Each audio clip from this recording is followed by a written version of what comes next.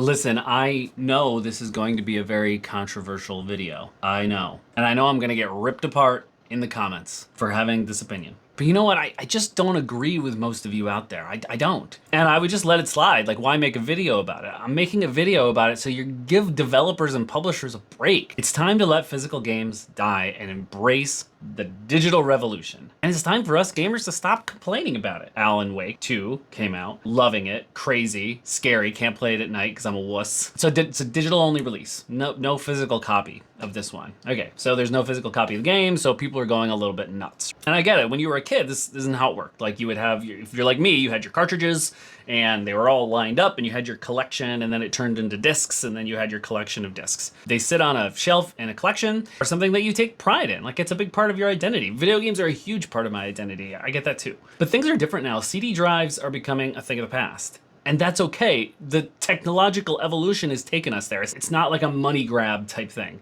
It's because the technology has moved past this. Almost nobody uses DVDs and Blu-ray anymore, but for some reason, video game culture has been stuck in the past. Like, every time a game is digital only, people go nuts. We just want our physical games because mostly what I hear is that people are just worried about them getting taken away from them. I spent $60 on this game. You can't take it away from me. First of all, I don't think anybody should be taking away your games, and I do think that publishers and developers, it's mostly publishers, should dive much more in on, hey, how can I keep my games forever? You should never run into a licensing issue on a game that you buy. That's just poor technological management, okay?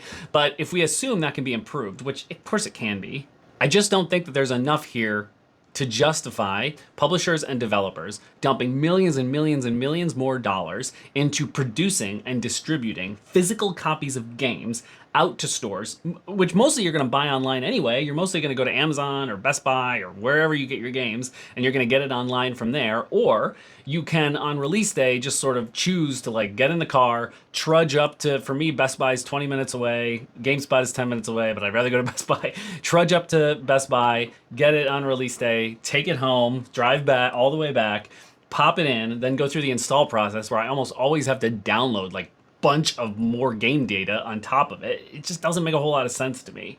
Imagine if we still did that for movies. And you may say, well, a game is much more expensive than a movie. A game should last forever. Game preservation, you know, all that type of stuff. Game preservation, I think, is in the best place that it's ever been.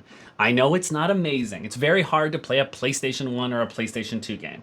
I completely agree. But there are huge strides being made by PlayStation and Xbox, especially with cloud gaming and those libraries, in making those games more and more available. And I think it's only going to get better and better and better with time. If I had to read the tea leaves, like, I really feel like that's where it's going. Here's how I see it. Digital games are always available, and they're always going to be easier to obtain anytime you want. Not to mention, you can usually get them cheaper. There's just sales going on all the time that you can just go in on at a spur of the moment. Sometimes that happens at the physical stores as well, but it's a little bit harder to keep abreast of those things. Like having that launcher like Steam if you play PC games, or just having PlayStation just doing sales constantly all the time. Same thing with Xbox, it's so much easier. If you're somebody that's a nerd like me and you always pack your PS5 in your suitcase when you go anywhere, although since I got my Steam Deck, that's changed a little bit, but you can take these games anywhere that you want to go. Like go to a hotel room, hook it up to the hotel internet, you're good to go. And if you're like me, you have a short attention span and you're always playing a few games at a time, there's like hundreds in your backlog like me, getting up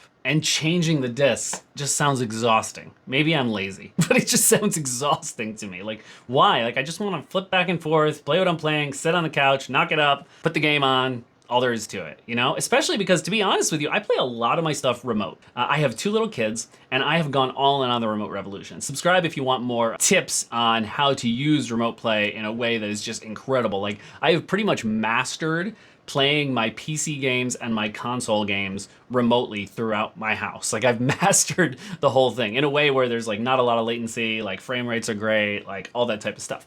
That's what I do. Like, I often do that. Imagine if I had to go down to the upstairs to my office / gaming room and like change out the disc every time I wanted to switch the PS5 game. That sounds exhausting to me. Call me lazy, but even when I'm in my gaming room here playing, you know, my PS5 is on the other side of my PC here, and I'm like, okay, gotta switch the game, gotta switch the disc. Where's my collection? Go to my, I don't know, whatever. Maybe I'm lazy. I'm not here for it. This isn't just where the video game industry is going. It's where all media is going. This is just technological evolution. I know publishers and distributors have some work to do on the licensing side to make sure that we never lose access to the games that we actually buy. That sucks when I read stuff like that on Reddit. I've never had an issue with licensing, but I know other people have. That sucks. But demanding a physical disc is just too much to ask for in 2023. Technology has moved past it, and I would much rather that developers spend more money, the money that they would spend trying to get all this stuff out, all these physical discs out the door, and spend that money polishing the game more, getting games in a better state on release day than they are, hiring more people. I would much rather have them spend money that way. I know it's not apples to apples, but still. Not to mention, if this puts more money in developers' pockets, like, I'm all here for it. So please, like, can we please stop demonizing publishers and developers when they decide to release a game digital only? They're not trying to steal money. It's not a cash grab. Let them do their thing and focus on the benefits. Do you agree? Do you think I'm full of crap? Do you feel completely the opposite? You just want discs forever? You know, you want to be able to always have a physical copy of everything you buy for the rest of your life, like on a big shelf? Am I just, do you think I'm just full of it?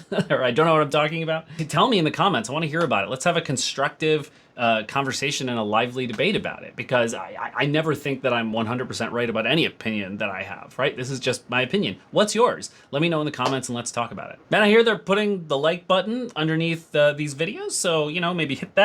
Helps us out. That would be awesome. And subscribe if you want to see more videos like this in your feed. Okay, see ya.